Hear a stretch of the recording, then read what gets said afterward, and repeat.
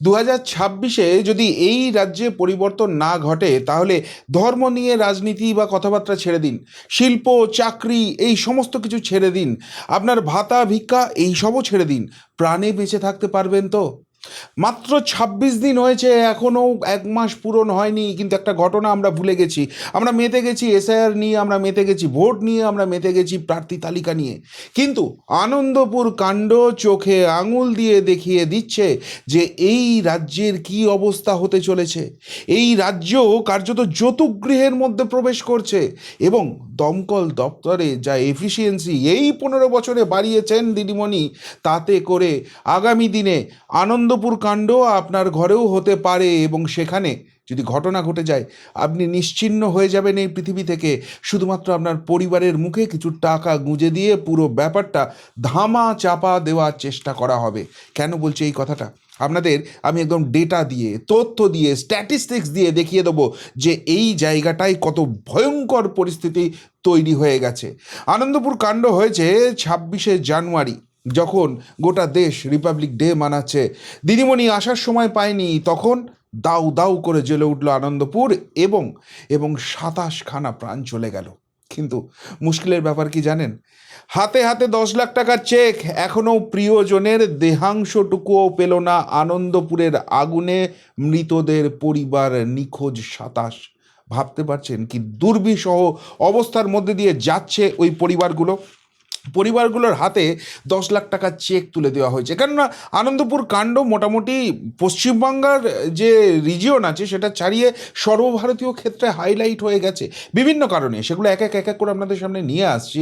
কিন্তু এই যে হাইলাইটটা হয়েছে 2026-এর আগে, তাতে ভোট ব্যাংকে বড় সড়ো ধস নামতে পারে, আর সেই জন্য ঘোষণা করা হয়েছিল 10 লাখ টাকা করে দেওয়া হবে। কিন্তু মুশকিলের ব্যাপার কি জানেন? এই 10 লাখ টাকা কারা দিচ্ছে? কোথাও কোথাও জেলা শাসক দিয়েছে বটে, কিন্তু বেশিরভাগ ক্ষেত্রেই স্থানীয় নেতারা গিয়ে দিয়ে দিচ্ছে। তাহলে মুখ্যমন্ত্রী নিজে গিয়ে কেন দিচ্ছে না? মুখ্যমন্ত্রীর তহবিল থেকে কেন দেওয়া হচ্ছে না? কেন স্থানীয় নেতারা দিচ্ছে? তাহলে কি ওই যে বিপুল পরিমাণ দুর্নীতি হয়েছে সেখান থেকে কিছু টাকা এই অসহায় পরিবারগুলোকে দিয়ে তাদের মুখটা বন্ধ রাখার চেষ্টা করা হচ্ছে? পরিবারগুলো প্রশ্ন তুলতে শুরু করেছে যে সরকারি চাকরি দেওয়ার কথাও তো হয়েছিল, কোথায় সেই সরকারি চাকরি? কেন সেই নিয়ে কোনো উচ্চবাচ্য নেই? এটাকে কি পুরো ধামা চাপা দেওয়া হচ্ছে? তার থেকেও বড় কথা, খুব গুরুত্বপূর্ণ কথা, পরিবারগুলো এখনও তাদের হাতে প্রিয়জন যাদেরকে হারিয়েছেন তাদের দেহাংশটুকু ফেরত পাননি। ডিএনএর নমুনা পরিবারগুলোর তরফ থেকে নেওয়া হয়েছে, সেই ডিএনএ পরীক্ষার রেজাল্ট আজ অবধি করে উঠতে পারেনি।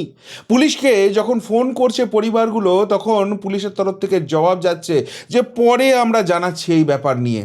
কতখানি ক্যাজুয়াল জায়গাটাই আছে ভাবতে পারছেন? আমাদের হিন্দুদের যদি পরলৌকিক কাজ করতে হয় কতদিনের মধ্যে করতে হয়? এই পরিবারগুলো সেই পরলৌকিক কাজটুকু অবধি করতে পারছে না। কি পরিমাণ ছিনিমিনি খেলা চলছে একবার আনন্দপুর কাণ্ড নিয়ে বুঝতে পারছেন? এবং আবারও বলছি, এই আনন্দপুর একটা আই ওপেনার। এর যে বিস্ফোরক রিপোর্ট আসছে, এর যে স্ট্যাটিস্টিক্স আসছে, তাতে এই ভয়ঙ্কর কাণ্ড কালকে আপনার সঙ্গেও হতে পারে এবং হবেই, সেই নিয়ে কার্যত নিশ্চিত থাকতে পারেন। কেন বলছি এই কথা? দেখুন, এই ঘটনা নিয়ে যখন শোরগোল হলো, যখন বিরোধীরা গেল সেখানে জারি করে দেওয়া হলো যে 5 জনের বেশি যেতে পারবে না ইত্যাদি প্রভৃতি, কিন্তু তারপর একটা এসআইটি গঠন করা হয়েছে। সেই এসআইটির কোনো স্ট্যাটাস রিপোর্ট আজ অবধি সামনে এসেছে?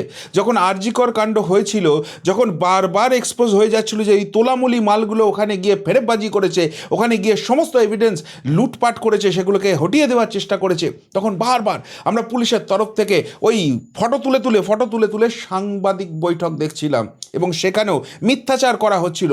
অথচ আনন্দপুরের মতো এরকম মর্মন্তুদ কাণ্ড, সেখানে আজ অবধি কোনো এসআইটি স্ট্যাটাস রিপোর্ট পাওয়া গেল না। 3জনকে গ্রেপ্তার করা হয়েছিল।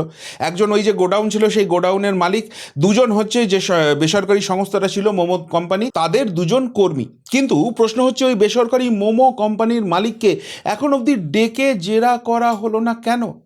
কারণ যেটা বিরোধীরা বলছে, যেটা সাধারণ মানুষ বলছে, যে এই মোমো কোম্পানির মালিক মুখ্যমন্ত্রীর সঙ্গে বিদেশ সফরের সঙ্গী হন, তাকে আড়াল করতেই, তাকে বাঁচাতেই কি এই প্রচেষ্টা চলছে? এই প্রশ্নটা উঠে যাচ্ছে। তার থেকেও বড় কথা, আপনারা জানেন বগটুই, সেখানেও কিন্তু ভয়ঙ্কর কাণ্ড হয়েছিল, যদিও সেটা তোলামূল ভার্সেস তোলামূলই ছিল, কিন্তু সেই বগটুই কাণ্ডের পর কয়েকদিন পরে হলেও ছুটে গিয়েছিলেন মুখ্যমন্ত্রী। কিন্তু আনন্দপুর কাণ্ড, আনন্দপুর তার বাড়ি থেকে 10 কিলোমিটার দূরেও নয়, সেখানে ঘটনার এতদিন পরেও একবারও তার পদধূলিটা পড়ল না কেন?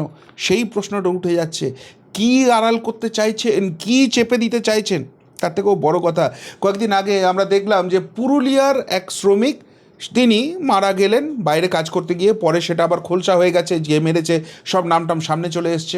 সেখানে আমরা দেখলাম খোকাবাবু হেলিকপ্টার উড়িয়ে পুরুলিয়া চলে যেতে পারলেন। তো খোকাবাবুর বাড়ি থেকে এই আনন্দপুর তো 10 কিলোমিটার, একবার এইখানে আসতে পারলেন না? এই যে পুরো ব্যাপারটাকে ধামাচাপা দেওয়ার চেষ্টা করা হচ্ছে, কার অঙ্গুলি হেলনে, কেন, কোন জিনিস চেপে দেওয়ার চেষ্টা করা হচ্ছে?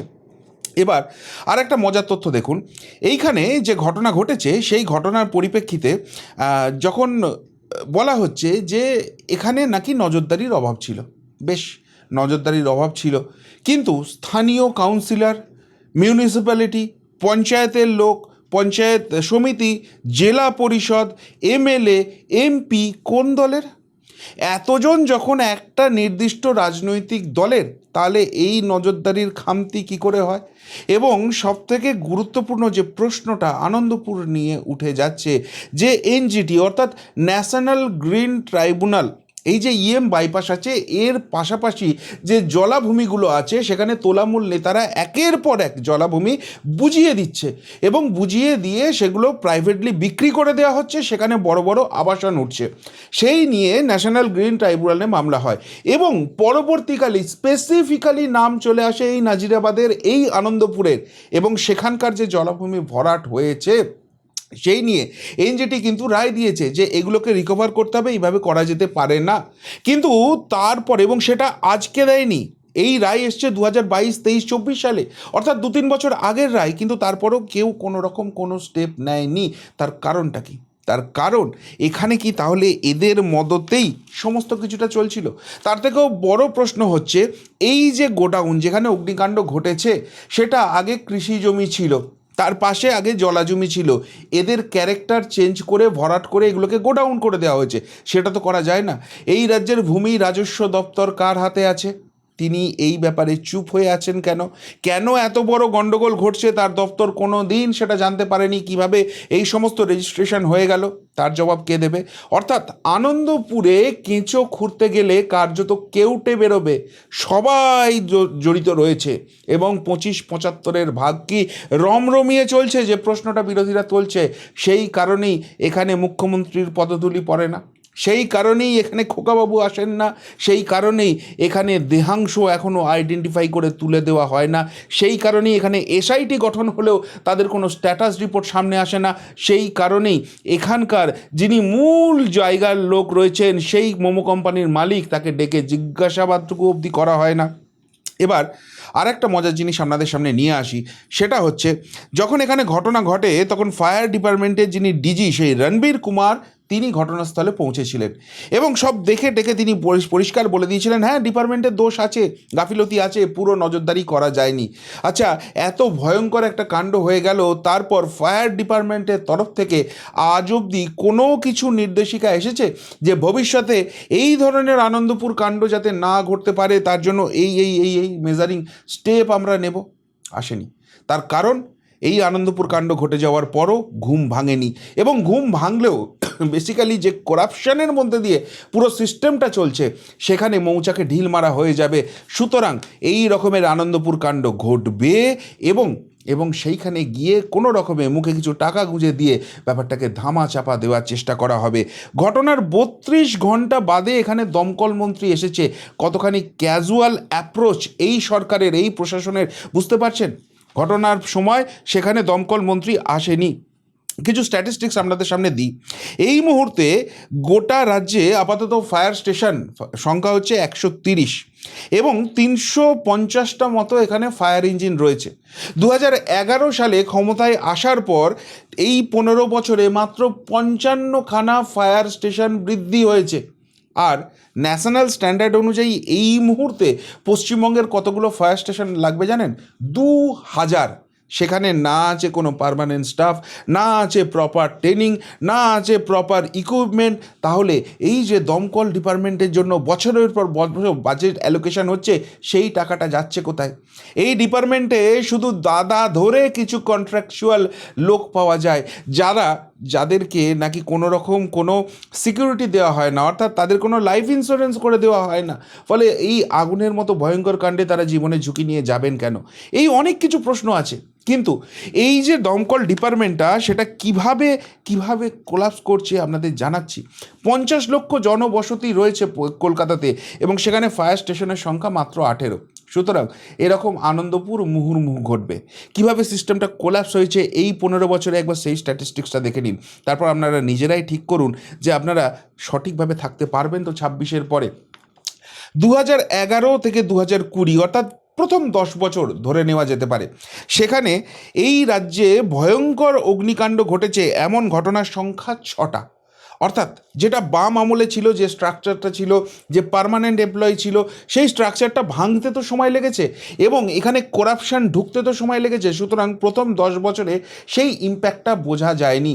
কিন্তু এটা কার্যত উইয়ের ঢিপি হয়ে গেছে, এটা একটা ঢপের চপ ডিপার্টমেন্ট হয়ে গেছে 2020 পর থেকেই কিন্তু সেই ব্যাপারটা স্পষ্ট হচ্ছে। 2021 অর্থাৎ থার্ড টার্ম যখন শুরু হলো, সেই 2021 এবং 22-এ এই ঘটনা ঘটে গেল। সাতখানা মারাত্মক অগ্নিকাণ্ড কলকাতার বুকে ঘটে গেল। অর্থাৎ 10 বছরে 6টা অগ্নিকাণ্ড, আর তারপরের 2 বছরে সাতখানা কাণ্ড। এরপর কার্যত আত্মারাম খাঁচা ছাড়া হয়ে যাবে। এরপর আপনাদের দেখাচ্ছি 2023 সাল। দেখতেই পাচ্ছেন মোট 6খানা এরকম ভয়ঙ্কর ইনসিডেন্ট ঘটেছে, ভয়ঙ্কর অগ্নিকাণ্ড ঘটেছে। শুধু এক বছরে 6টা, যেটা গত 2011 থেকে 2020-তে 6টা ছিল, সেটা শুধু 2023 সালে এসে 6খানা এরকম কাণ্ড ঘটেছে। তারপর আসছি 2024 সাল, সেখানে মোট 9খানা এরকম বিধ্বংসী অগ্নিকাণ্ড ঘটেছে। আর তারপর যে সালটা গেল 2025, সেখানে কতগুলো ঘটেছে? 1 ডজন, 12টা। অর্থাৎ প্রত্যেক বছর কি পরিমাণ বাড়ছে বুঝতে পারছেন। 2011 থেকে 2020-তে যেখানে 6টা ঘটনা ঘটেছিল, শুধুমাত্র 2025 সালে সেখানে 12খানা এরকম মেজর ফায়ার ইনসিডেন্ট ঘটেছে। আগুন যদি লেগে যায়, যদি সেখান থেকে বেরোনো না যায়, ঝলসে জীবন্ত দগ্ধ হয়ে মরতে হবে। কি ভয়ঙ্কর, মর্মন্তু, যন্ত্রণাদায়ক অবস্থা বুঝতে পারছেন। অথচ 12খানা, 1 ডজন ঘটনা 1 বছরে ঘটে গেছে। এই ফায়ার ডিপার্টমেন্ট আজ অবধি কোনো মেজারিং স্টেপ নিয়েছে, কোনো এটার আপগ্রেডেশনের কথা ঘোষণা করেছে? এই যে ফায়ার সেফটি মেজারের কথা বলা হচ্ছে, সেখানে কোনো রকম কোনো কড়া পদক্ষেপ নিয়েছে? যারা এই ধরনের ফায়ার মেজারমেন্ট মানছে না, তাদেরকে কড়া শাস্তি, ফাইন, কোনো রকম কোনো ব্যবস্থা করেছে? না, আজ অবধি কিন্তু এরকম কোনো আপডেট নেই। যদি কারোর কাছে থাকে, সরকারের কাছেও থাকে, সামনে নিয়ে আসুক, আমরা সেগুলোও সামনে নিয়ে আসব। অর্থাৎ আনন্দপুর কাণ্ড পরিষ্কারভাবে বুঝিয়ে দিচ্ছে, এটা যদি বগটুই হতো তাহলে হয়তো মুখ্যমন্ত্রী যাওয়ার সময় হতো। এটা যেহেতু আনন্দপুর, এখানে যেহেতু 27খানা হিন্দু প্রাণ পুড়ে মারা গেছে, তাই সেখানে আসার তার সময় হয়নি। এত দিন হয়ে গেছে, এখনও ডিএনএ টেস্ট করে তাদের পরিবারগুলোর কাছে তাদের দেহাংশটুকু পৌঁছে দেওয়া, তাদের পরলৌকিক কাজ করার ব্যবস্থা করা যায়নি। সরকারি চাকরির প্রতিশ্রুতি আপাতত বিষবাও জলে। স্থানীয় স্তরে এবং জেলা শাসকদের দিয়ে শুধু 10 লক্ষ টাকা চেক দিয়ে পুরো ব্যাপারটা ধামাচাপা দেওয়া হচ্ছে।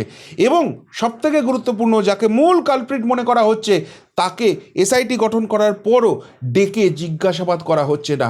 এবং এরকম ঘটনা ঘটলে যারা বাঁচাতে পারে প্রাণ, সেই দমকল ডিপার্টমেন্ট, না, তাদের তরফ থেকেও কোনো আপডেট আসছে না।